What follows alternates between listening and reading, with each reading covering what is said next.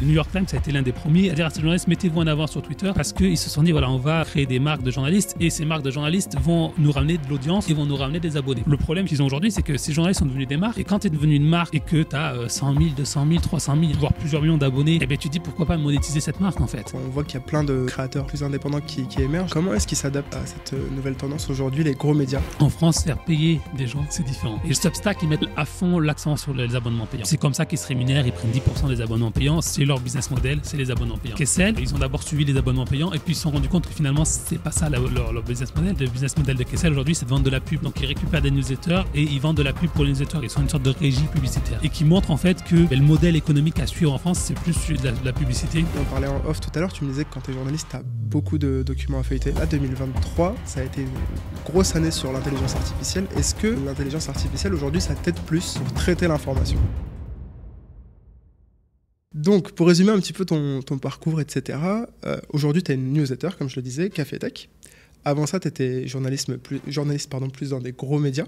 Tu as bossé aux États-Unis en tant que correspondant. À quoi ça ressemblait le quotidien d'un journaliste chez Le Monde en tant que correspondant? Alors moi, je suis arrivé donc en 2012 à San Francisco. Je suis resté jusqu'en 2019. Donc, c'était... comment dire? Moi, j'étais à New York avant. Donc, à New York, je couvrais les banques. Je couvrais Wall Street. Je travaillais pour un média qui était La Tribune, qui était moins connu. Donc, c'était assez difficile, en fait. Les portes, elles ne s'ouvraient pas. C'était juste donc, en 2010, après la crise financière, notamment la chute de Lehman Brothers. Donc, c'était assez difficile d'avoir des interviews. On n'était pas en anglais. Quand je suis arrivé à San Francisco, c'était une époque où les boîtes de la tech étaient très ouvertes. Et c'est sûr que c'était l'idéal, en fait. Suivre la tech depuis San Francisco, c'est le top, en fait. Parce que tu es à côté. Ça a changé depuis, hein, mais tu as accès à toutes les boîtes. C'était quelle année, ça? Moi, je suis arrivé en 2012. Donc, en septembre 2012. 3 mois après l'IPO de Facebook. Donc, c'est un moment important, l'IPO de Facebook, et qui a redonné un nouvel élan à la Silicon Valley. Et donc, il y avait une volonté de communiquer. Donc, pour moi, en tant que journaliste, c'était idéal parce que je pouvais avoir une boîte, j'avais facilement accès. Alors, si c'était une start-up, facilement accès au PDG. Si c'était une grosse boîte, j'avais accès à des exécutifs un peu assez haut placés. Rarement au PDG parce que souvent, on réserve les interviews des grands PDG quand ils viennent en France.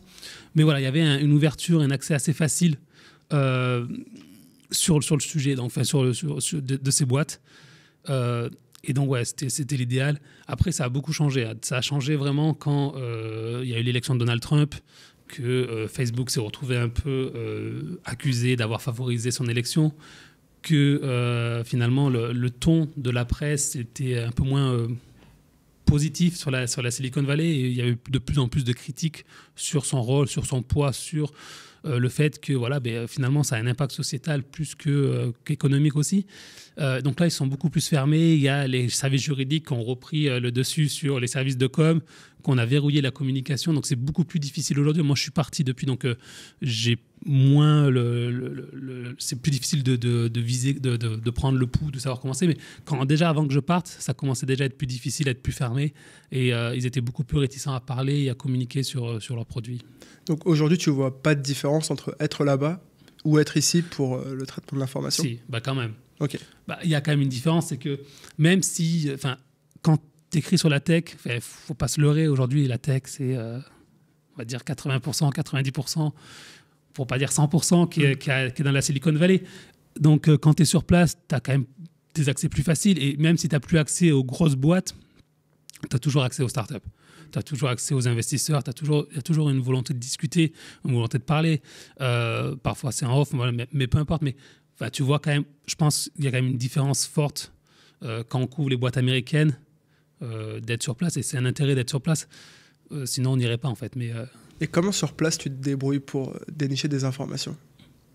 Ouais. Comment est-ce que ça se passe sur place pour dénicher des informations?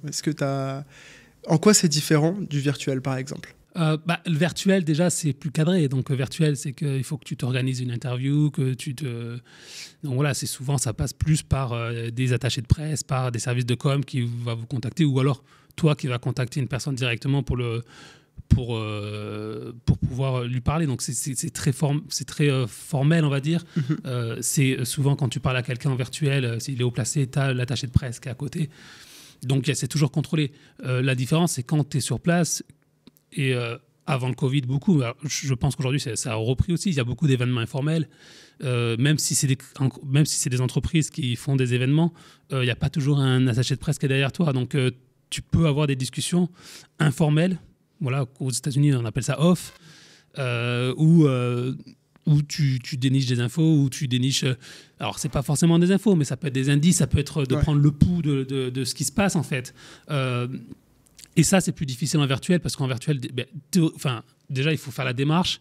Et le truc, quand tu vas dans un événement, tu connais pas forcément tout le monde. Et donc, c'est là où tu rencontres des gens que tu n'aurais pas forcément contactés.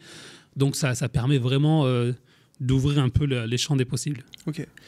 Tu sens une différence au niveau du métier de journaliste en tant que tel, entre du coup, la façon dont il est fait aux États-Unis et la façon dont il est fait en France? Sur la tech? Ouais, sur la tech et même de manière générale. Ouais. Alors moi je vais parler plus de la tech parce qu'après je sais pas vraiment comment ça se passe au niveau politique et choses comme ça, les journalistes politiques.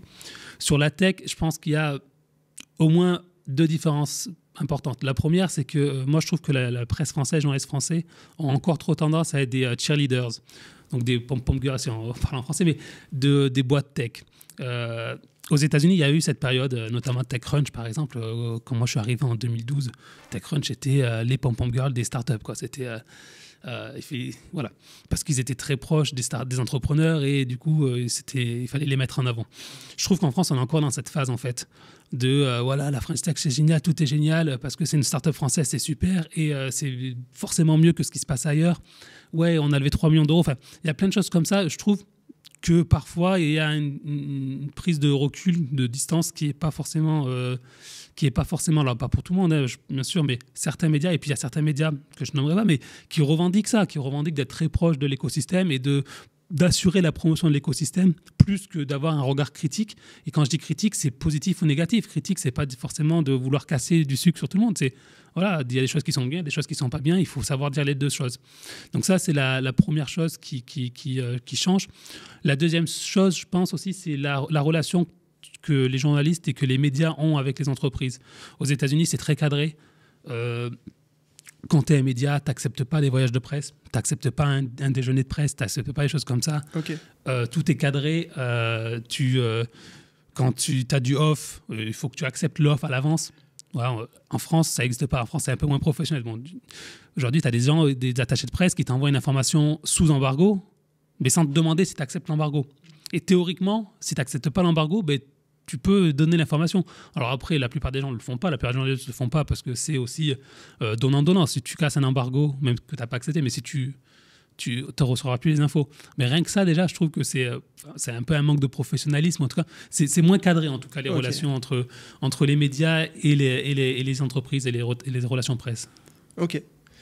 Par rapport à ta nationalité, là-bas, tu es perçu différemment en tant que Français ou pas qui fait du journalisme? J'imagine qu'il n'y a pas vraiment de distinction comme c'est les US. Pas vraiment. Après, moi, j'avais la chance de travailler pour un grand média qui était connu. Donc, ça aide. Et quand puis c'était un média français aussi. C'est un média français, mais qui est connu au sein de Silicon Valley ou même partout dans le monde, c'est assez connu. Donc, quand je parlais à une attachée de presse ou à quelqu'un ou à quelqu'un d'une start-up, un chose ça, voilà, ils se connaissaient le monde. Donc, il y avait pas, je pense pas qu'il y avait vraiment de différence. Voilà. À part l'accent qui était là, mais sinon je pense pas qu'il y avait une différence de traitement. La seule chose qui était un peu différente, comme je disais, c'est que j'avais pas accès au top exécutif, enfin vraiment au CEO par exemple, parce que c'était des trucs qui étaient dealés quand par exemple Mark Zuckerberg est en France, il deal une interview avec un média français, et donc la seule possibilité pour un média français de faire une interview d'un grand patron de la Silicon Valley, c'est quand il vient en France. Donc ça, j'avais pas accès à ça. Et puis j'avais, alors dans certaines entreprises, il y avait des attachés de presse pour la presse internationale. Voilà, mais sinon à part ça, il n'y avait pas vraiment de différence. Et je pense pas qu'il y avait de différence.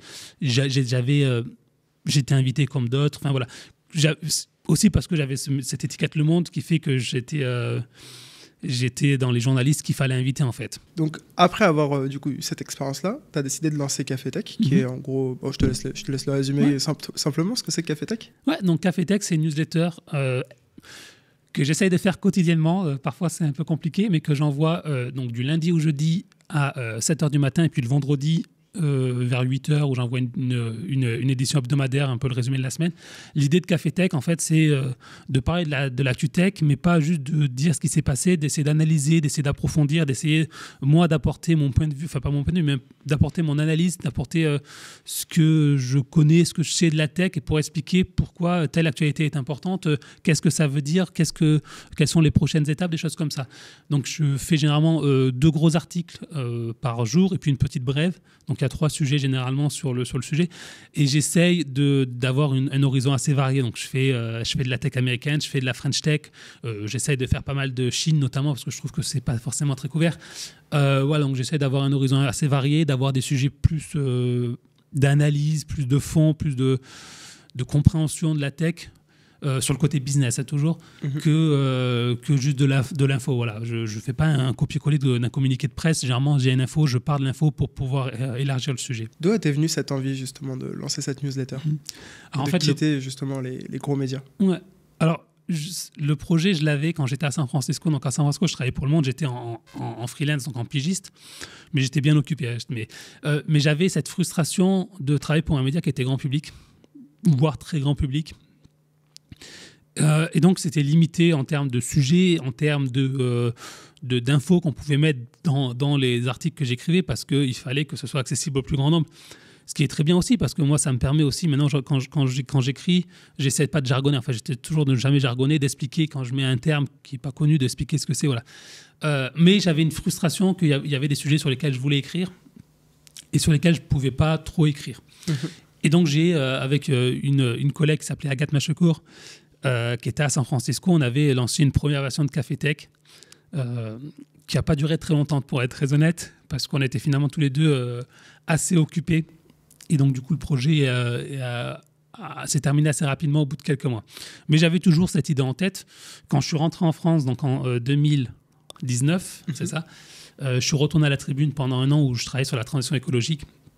Mais j'avais la volonté la tech me manquait en fait. Et quand je suis parti de San Francisco, j'en pouvais plus d'écrire sur la tech. Et au bout de quelques mois, je voulais réécrire sur la tech. Donc le Covid arrive, je travaille à la maison et j'ai pas envie de retourner au travail. Voilà, très honnêtement, comme je pense comme beaucoup de personnes, j'ai pas envie de retourner en septembre, de me dire il faut que je retourne au travail tous les jours. Et donc je me dis voilà, pourquoi pas se lancer. Et voilà. Et donc du coup, j'ai fait une rupture conventionnelle pendant l'été. Et en septembre, j'ai lancé le projet en me disant testons, voir si ça marche ou pas. Et puis si ça marche, tant mieux. Si ça marche pas, on fera autre chose. Ouais. Moi, j'ai jamais dans ma carrière. Alors, quand on est journaliste, c'est un peu compliqué parce que c'est un métier qui est un peu difficile où il n'y a pas trop de débouchés. Mais j'ai quitté 2 fois des CDI. Voilà.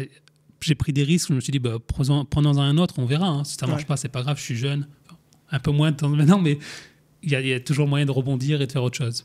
Ok. Ouais, puis il y a aussi cette tendance, enfin je sais pas, ça va être intéressant justement d'en discuter, mais j'ai l'impression qu'il y a de plus en plus de journalistes de gros médias qui lancent plus leur marque personnelle ou alors leur média indépendant. Ouais. Là, je pense à Charles Villa par exemple, ou même à côté de ça, tu as aussi des gros médias qui sont autour de marques personnelles comme Hugo Décrypte. Ouais.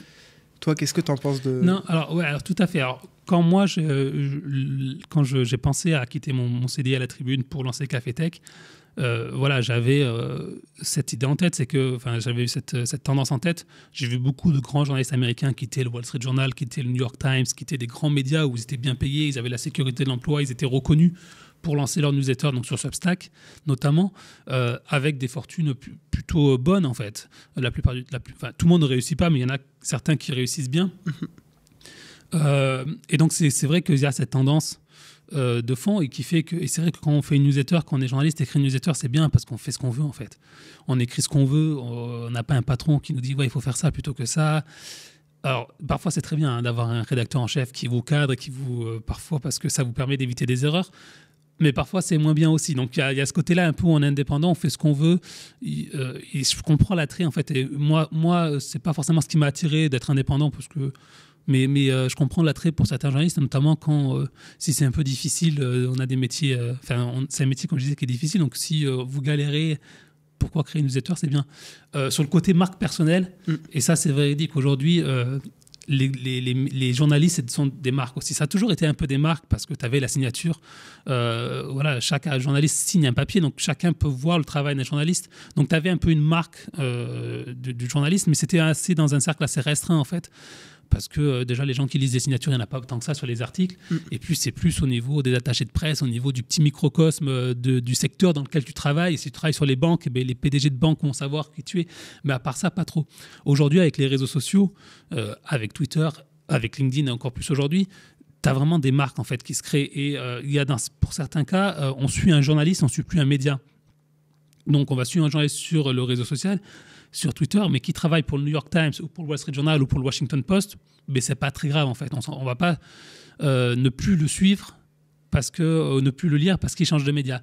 Et donc les journalistes sont devenus des marques et notamment, dans les médias, il y a le New York Times, c'est vraiment ce qui montre un peu la tendance dans les médias. Et ce que fait le New York Times, généralement, c'est assez suivi. Le New York Times, ça a été l'un des premiers à mettre en avant ces journalistes, c'est-à-dire à ces journalistes, mettez-vous en avant sur Twitter, postez des infos en avant même sur Twitter avant d'écrire des articles, parce qu'ils se sont dit, voilà, on va créer des marques de journalistes, et ces marques de journalistes vont nous ramener de l'audience et vont nous ramener des abonnés. Le problème qu'ils ont aujourd'hui, c'est que ces journalistes sont devenus des marques, et quand tu es devenu une marque et que tu as 100 000, 200 000, 300 000, il y en a voire plusieurs millions d'abonnés, de followers sur TikTok, sur Twitter aujourd'hui, sur TikTok, ou sur LinkedIn ou sur d'autres réseaux sociaux, tu te dis pourquoi pas monétiser cette marque en fait. Pourquoi je me contenter de gagner, alors tu peux gagner bien ta vie quand tu es journaliste aux États-Unis, mais pour quelques 100 000, 200 000 dollars par exemple, quand je peux gagner beaucoup plus en lançant mon propre média et en captant tout en fait. Et donc, ce qui est intéressant, c'est que le New York Times a changé de stratégie. Il a dit à ses journalistes, aujourd'hui, vous ne pouvez plus poster d'infos en exclusivité, en avant-première sur Twitter avant que ce soit un article. Voilà, donc il y a un changement de paradigme un peu sur ça. Mais ouais, donc les marques, aujourd'hui, un journaliste, c'est une marque.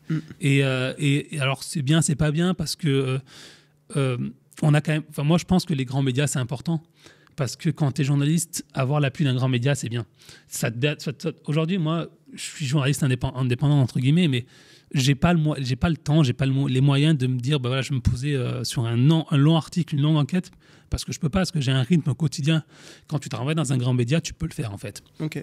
Et c'est ces enquêtes, ce journalisme qui est important, parce que c'est là où tu vas faire des révélations sur des choses qui se passent. C'est plus difficile quand tu es dans un rythme quotidien, où tu as moins le temps forcément parce que tu dois produire régulièrement. Ok, il y a plein de choses sur lesquelles rebondir par rapport à ce que tu as dit. Déjà par rapport au format, là tu as évoqué Substack, tu as évoqué également plus l'aspect vidéo avec TikTok, YouTube, on peut aussi en parler, même Twitter. Toi tu penses que c'est quoi les formats à viser aujourd'hui, les formats de demain un petit peu dans le journalisme? Où est-ce qu'elle est l'audience? L'audience, ça va être sur TikTok, si tu veux parler vraiment où est l'audience. Après, je pense que ça dépend aussi de ta génération, en fait. Okay. Si tu es un jeune journaliste aujourd'hui, te lancer sur TikTok, c'est peut-être la bonne méthode, le bon moyen, plutôt que de faire une newsletter. Moi, je ne suis pas très vieux, hein, tu vois, je vais avoir 40 ans là, en mai, donc je ne suis pas très vieux, mais je suis quand même assez vieux comparé par rapport à l'évolution de l'Internet. Moi, je ne suis pas sur TikTok, par exemple. Moi, je ne me vois pas me lancer sur TikTok, ou alors j'y ai pensé, mais ça demanderait un effort très important de me lancer sur TikTok. Moi, je suis plus de la vieille école, la presse écrite à l'ancienne, quoi. Mais je pense que ce qui est bien, c'est que finalement, tu as plein de formats, tu as plein d'audiences, et chaque audience, c'est pas la même, en fait. Si tu te lances sur TikTok, tu vas pas toucher la même audience que si tu fais une newsletter écrite ou si tu fais des vidéos YouTube. Donc, je pense qu'il n'y a pas... tu peux tout faire aussi. Hein. Tu peux faire les trois, mais tu peux faire plusieurs. Mais il n'y a pas de solution miracle, et c'est plutôt bien parce que ça laisse des possibilités un peu à tout le monde d'expérimenter et de se lancer. Et tu parlais du Go Decrypt. Go Decrypt, il a commencé en faisant des vidéos sur YouTube et puis il a décliné sa marque. Il a toujours en vidéo, mais maintenant il a une newsletter aussi sur Kessel. Voilà, donc il n'y a pas de voie royale en fait. Chacun fait ce qu'il veut et ce qu'il peut aussi selon ses capacités et selon là où il se sent à l'aise. Au niveau des journalistes qui sont un peu indépendants, qui ont développé leur marque personnelle, ça se répartit comment les différents business models qu'ils ont? Tu parlais justement de newsletters payantes. Alors, aux États-Unis, il faut faire la distinction entre les États-Unis et la France. Ok. Aux États-Unis, c'est beaucoup la newsletter payante. Ok. Parce qu'aux États-Unis, il y a une habitude de payer, en fait, plus qu'ailleurs. Et le truc est simple, c'est que quand tu t'abonnes à la télé, par exemple, aux États-Unis, tu payes juste la télé gratuite, entre guillemets, qui est les grandes chaînes nationales, tu payes $70, $80 par mois, $100 par mois. Donc, quand tu dois payer $8 par mois pour une newsletter, quand tu compares au prix de ton abonnement du câble, qui est l'abonnement que tout le monde a, en fait. Je prends celui-là parce que c'est l'abonnement qui est dans 90%, 95% des foyers, ou qui était en tout cas dans 95% des foyers. Mais 8$ ou $10, c'est pas beaucoup, en fait. Donc, l'abonnement payant, il se développe. La presse, quasiment toute la presse papier a fait très vite la bascule vers le payant et beaucoup plus vite qu'en France. Et il n'y a pas très peu de parties gratuites dans le New York Times. Il y a très peu d'articles gratuits, par exemple sur le New York Times ou sur le Wall Street Journal. Quasiment tout est en payant, ce qui n'est pas le cas dans les médias français encore aujourd'hui. Donc il y a une volonté ou alors un intérêt. On voit l'intérêt de payer pour l'information. En France, c'est différent. En France, faire payer des gens, c'est différent. Ouais. Et je reparle à ça, c'est que, par exemple, Canal+, alors, je sais pas, ça coûte combien Canal+, 20 euros, entre 20 et 30 euros. Il n'y a pas 95% des Français qui ont Canal+. Et déjà, Canal+, c'est considéré comme une dépense importante. Donc, quand tu payes 20 euros pour Canal+, payer 8 euros pour un abonnement presse, tu vois...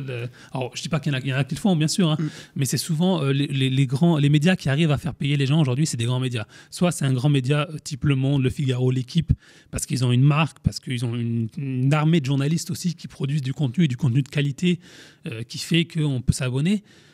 Soit c'est des médias locaux, Ouest France par exemple, qui sur de l'information locale qu'on ne trouve pas ailleurs. Eux, ils arrivent bien à faire payer. Les autres, c'est plus compliqué. Il y a des newsletters qui font payer, qui arrivent à faire payer, mais il faut être vraiment sur une expertise précise ou sur une niche. C'est pas le modèle publicité, le modèle qui marche le mieux. Et juste, je parlais tout à l'heure de Kessel et de Substack. Donc, Substack, c'est la grande plateforme américaine de newsletter. Kessel, c'est la déclinaison française, la copie française, si on veut être un peu méchant. Mais Substack, ils mettent à fond l'accent sur les abonnements payants. C'est comme ça qu'ils se rémunèrent, ils prennent 10% des abonnements payants, c'est leur business model, c'est les abonnements payants. Kessel, ils ont d'abord suivi les abonnements payants et puis ils se sont rendus compte que finalement, c'est pas ça leur business model. Le business model de Kessel aujourd'hui, c'est de vendre de la pub. Donc, ils récupèrent des newsletters et ils vendent de la pub pour les newsletters. Ils sont une sorte de régie publicitaire et qui montre en fait que le modèle économique à suivre en France, c'est plus celui de la publicité, donc du sponsoring. Mais c'est un modèle qui est difficile. Le modèle payant existe. Il y a des newsletters payants qui existent, il y a des médias payants, mais c'est plus difficile qu'ailleurs, qu'aux États-Unis en tout cas. Ok. Il y a eu une tendance, ça date un petit peu, mais ça pourrait revenir potentiellement, on en reparlera peut-être par la suite, mais il y a eu une tendance autour du Web 3, et par exemple des NFT, etc. Est-ce que tu as vu une évolution par rapport à ça chez certains journalistes du coup plus américains par rapport à des nouveaux business models développés avec le Web 3? Il y a eu un peu. J'ai vu quelques projets passer. Après, je suis pas trop ces sujets, très honnêtement. Okay. Ça m'intéresse pas trop, en fait. Mais j'ai vu quelques projets comme ça passer où j'ai pas l'impression que c'est... je pense que c'est retombé aussi vite que le reste, en fait. Je sais pas vraiment si ça a un impact. Après, forcément... Quand ça arrivait il y a il y a 2 ans, l'intérêt 2 ans, forcément tout le monde regarde et les médias ont regardé aussi, les journalistes ont regardé pour se dire est-ce qu'il y a un moyen de gagner de l'argent autrement que... Mais je pense que ça n'a pas forcément très bien pris, quoi. Ok. Et du coup, tout à l'heure, tu parlais également d'un changement d'un peu de stratégie chez certains gros médias. Comment est-ce qu'ils s'adaptent à cette nouvelle tendance aujourd'hui, les gros médias, quand on voit qu'il y a plein de créateurs plus indépendants qui émergent? Comment est-ce qu'ils s'adaptent aujourd'hui? Alors, si on prend France, par exemple. Oui, en France, oui, bien sûr. Donc, par exemple, sur les newsletters, les médias ont changé de stratégie sur les newsletters. Les newsletters, avant des médias, c'était des listes d'articles où il fallait cliquer pour envoyer sur le site. En fait, le but du newsletter, c'était que c'était facile à faire, ça prenait pas de temps, c'était pas cher et ça faisait du trafic sur le site. Aujourd'hui, tu as plein de médias qui font des newsletters éditorialisés où c'est un journaliste qui envoie, Le Figaro le fait par exemple, c'est un journaliste qui envoie une newsletter hebdomadaire généralement, où il raconte ce qu'il veut raconter dedans. Mais voilà. Et donc, on utilise un peu les marques personnelles des journalistes pour créer de l'audience et pour créer des nouveaux produits éditoriaux. Tu as beaucoup de médias qui se mettent au podcast, par exemple, et au podcast natif, voilà, où c'est des formats conversation. Alors parfois, c'est des journalistes qui parlent entre eux, parfois, c'est des interviews, des conversations. Voilà. Mais tu as beaucoup de médias qui le font. Tu as beaucoup de médias qui sont sur TikTok. Aujourd'hui, par exemple, je sais que Le Monde, par exemple, est actif sur TikTok. Ils ont des vidéos, ils ont des journalistes qui font des vidéos TikTok avec des formats à penser pour TikTok. Donc voilà, on s'organise. L'AFP le fait aussi, alors que l'AFP... Même sur YouTube, Le Monde, ils sont assez alors, je ne parle pas de YouTube parce que YouTube, c'est un peu plus vieux, en fait. YouTube, c'est déjà un peu la vieille époque. Mais globalement, ouais, les médias ont conscience que si tu veux toucher les plus jeunes, si tu veux... ton audience aujourd'hui, l'audience qui s'abonne aux médias, elle est assez vieille. En fait, et si tu veux toucher une audience plus jeune, il faut aller les chercher ailleurs. Et donc, ils s'adaptent. Je pense que globalement, après... Tu peux toujours dire qu'ils vont pas assez vite, mais je pense que globalement, c'est plutôt du bon travail ce qu'ils font. Ce podcast est sponsorisé par Crisp. Il y a un défi que la majorité des entreprises rencontrent, c'est le fait d'être submergé par les messages et d'avoir du mal à y répondre rapidement. Et Crisp, c'est la solution à ce problème. En centralisant tous vos canaux de communication au sein d'une même plateforme, en automatisant des réponses avec des chatbots et en créant une base de connaissances pour rendre vos clients autonomes, Crisp vous assure que chaque personne se sente entendue et aidée en un rien de temps. Et si vous souhaitez savoir ce qui rend Crisp vraiment spécial, voici quelques arguments. Des tarifs super attractifs avec une offre gratuite pour ceux qui se lancent, une adaptabilité à tous les secteurs d'activité, et pour couronner le tout, c'est du Made in France. Alors si vous souhaitez transformer votre relation client et offrir une expérience hors norme, cliquez sur le lien dans la description et démarrez votre aventure avec Crisp. Pour parler un petit peu plus de Café Tech maintenant, on en parlait en off tout à l'heure, tu me disais que quand tu es journaliste, tu as beaucoup de documents à feuilleter, beaucoup de choses à feuilleter. Là, 2023, ça a été une grosse année sur l'intelligence artificielle. Est-ce que, déjà dans un premier temps, par rapport à ça, l'intelligence artificielle, aujourd'hui, ça t'aide plus pour traiter l'information ? Non. Non, moi, je m'en sers pas. Alors, on m'a posé la question il n'y a pas très longtemps, est-ce que... Il y a deux raisons, deux raisons, je sais pas, il y a plusieurs raisons en tout cas pour lesquelles je m'en sers pas. La première, c'est que je ne fais pas confiance à une IA. Voilà, moi, si je veux une information, je ne vais pas demander à une IA de me dire... Alors même parfois, si c'est un truc très factuel, sur une date à retrouver, quelque chose comme ça, je ne vais pas demander à une IA parce qu'elle aura peut-être raison, elle aura peut-être tort, je ne saurai jamais si elle a raison ou a tort. Donc ça, je ne peux pas faire confiance à une IA. Ensuite, moi, j'écris. Quand j'écris, j'estime avoir un style qui est bien ou pas. Enfin, ça, chacun après, voilà, qui a un style à moi, que mes articles en tout soit à peu près le même style, donc je ne veux pas avoir un style plus robotique ou plus IA, donc ça m'intéresse pas. Et puis c'est pas mon métier, moi c'est pas ça en fait. Alors la seule chose pour laquelle je m'en sers, je me sers de ChatGPT, c'est pour traduire des citations, parce que souvent ce qui est pénible avec l'anglais et le français, c'est que en anglais c'est très facile de faire des groupes de mots, en fait. On met des mots, on appose des mots et ça veut dire quelque chose. En français, il faut toujours faire des phrases à rallonge pour dire la chose, quand tu peux dire en 3 mots en anglais. Donc parfois, c'est vrai que ça m'arrange bien pour avoir une base et ça me fait gagner un peu de temps sur ça. Mais à part ça, pas trop, parce que voilà. Et même quand j'ai des documents aussi, ça m'arrive par exemple, quand il y a des procédures judiciaires aux États-Unis qui font des documents qui font souvent 100, 200, 300 pages.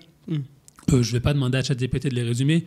Je les prends après, c'est souvent la même chose, il y a toute une partie qui ne sert à rien où on présente les trucs, donc il faut savoir où regarder. Les documents financiers, c'est pareil. Quand je reprends les transcripts des conférences call, donc sur les résultats d'entreprise, je ne demande pas à ChatGPT, je les lis, je me débrouille. Après, quand on est journaliste, on a l'habitude de lire assez vite et de savoir trouver rapidement. Après, des fois, ça ne marche pas, mais voilà. Donc pour moi, en tout cas, au quotidien, ça ne me sert pas trop, en fait, ChatGPT ou l'IA. Ok. Mais c'est peut-être une erreur, hein. C'est sûrement une erreur. Bah, je sais pas, parce que d'un côté, je pense que c'est un des gros dangers qu'il y a avec l'IA, c'est que ça va faire émerger beaucoup de fake news. Et du coup, par rapport à ça, c'est peut-être une bonne chose justement de se méfier par rapport à la source de l'information. Non, mais je pense que l'IA, il y aura un intérêt, par exemple, quand tu es un média comme Le Monde, par exemple, qui pourrait avoir un chatbot qui développe juste sur leurs articles, en fait, sur leur base d'articles qui datent depuis, je sais pas, le monde ça a été créé, je sais pas quand année c'était créé d'ailleurs, mais il y a longtemps. Et là où tu peux poser les questions, qui était le président de la France en 74, voilà, des choses comme ça où finalement c'est sur des faits où là, ça peut être intéressant pour les médias. Je pense que les médias regardent ça de toute façon. Mais c'est vrai que si tu te bases que sur ChatGPT ou ailleurs, et d'ailleurs même Sam Altman le dit, il a dit il ne faut pas utiliser ChatGPT pour des choses importantes en fait. Parce que... ouais. Mais donc voilà, à voir. Mais moi, en tout cas, j'ai garde une distance. En tout cas, je ne dis pas que je n'utiliserai jamais, mais pas pour l'instant en tout cas. Ok. Là, du coup, tu es revenu en France pour... tu bosses sur Café Tech depuis la France. Comment est-ce que tu fais ta veille? Qu'est-ce qu'il y a de différent par rapport à quand tu étais aux US? Bah, pas grand-chose en fait. Il y a le décalage horaire qui est différent. Ça, c'est sûr que ce qui se passe la nuit, je ne le vois pas forcément la nuit, même si je me couche tard. Non, vraiment la différence, ce que je te disais tout à l'heure, c'est que pour la veille, ça ne change pas grand-chose. Ce qui est différent, c'est pour les rencontres en fait. Alors après, tu peux toujours rencontrer des gens en France. Je ne dis pas qu'il n'y a pas de gens en France, mais... quand tu suis les boîtes américaines, c'était quand même plus facile d'aller voir des gens, de rencontrer des gens en off, en on, des choses qui sont formelles ou pas, que quand tu es à Paris, c'est sûr. Ok. Jérôme, je vais te mettre au défi de faire quelque chose. Tout à l'heure, tu disais que tu faisais pas de TikTok, que ça t'intéressait pas trop. Mais là, juste pour conclure un petit peu cette partie, j'aimerais te demander d'essayer de résumer en 60 secondes, enfin en tout cas de donner en 60 secondes un conseil ou plusieurs conseils pour quelqu'un qui veut débuter dans ce métier de journaliste aujourd'hui. Ouais. Ah, pas de problème. Oh, tu mets un chrono ou pas? Oh non, on fait comme ça. Je pense que, en fait, j'ai pas trop de conseils. La chose la plus importante pour moi, c'est de garder la motivation, en fait, d'être toujours passionné par son métier. C'est un métier qui est difficile parce que c'est un métier où il n'y a pas beaucoup de débouchés, où les débouchés que tu as en sortant de l'école, c'est pas forcément des trucs très intéressants. Ça peut, mais là, souvent, tu vas faire du bâtonnage de dépêche dans un média ou des choses comme ça. C'est pas facile. Et je sais que moi, je donne des cours dans une école de journalisme, pas très loin d'ici d'ailleurs, à Dauphine, à l'IPJ Dauphine. Je vois qu'ils sont des alternants et parfois, ils font des choses qui sont pas très intéressantes. Mais il faut garder la passion, en fait. Et tant que tu as cette passion et de se dire que tu sais que tu fais un métier qui est difficile, mais qui est important, eh ben, tu continues. Si tu n'as plus la passion, si ça devient un enfer, si ça devient une corvée d'aller travailler, je pense qu'il faut mieux faire autre chose, en fait. Mais voilà, le conseil, c'est juste ça, en fait. Et c'est des fois, ça ne sert à rien, en fait, une carrière. Et des fois, tu galères et puis tu as la chance qui arrive au bon moment. Tu as l'opportunité qui arrive au moment où tu ne l'attends pas. Et donc, il faut savoir la saisir aussi. Il ne faut pas avoir peur. Et moi, je dis ça parce que, comme je disais tout à l'heure, je ne sais pas si je te disais tout à l'heure ou en off ou dans l'émission, moi, j'ai quitté 2 CDI. Chose que on ne fait pas très peu quand on est journaliste. Parce que, au moment, je n'ai pas eu peur de prendre l'opportunité de dire tiens, je pars à San Francisco en pigiste alors que j'étais en CDI. J'étais très bien où j'étais à New York. Je pars en freelance et je sens de ma chance. Et puis, si ça ne marche pas, ça ne marche pas. Mais, donc, ça, c'est une opportunité. C'est difficile aussi de le faire, de se dire ça, mais il ne faut pas non plus hésiter. Ouais, c'est clair. Surtout quand tu es bien quelque part, je pense qu'il faut savoir prendre le risque de se dire bon, ok, je tente autre chose. Génial. Merci. Pas de problème. J'espère que ça ferait un bon TikTok. On va essayer ça.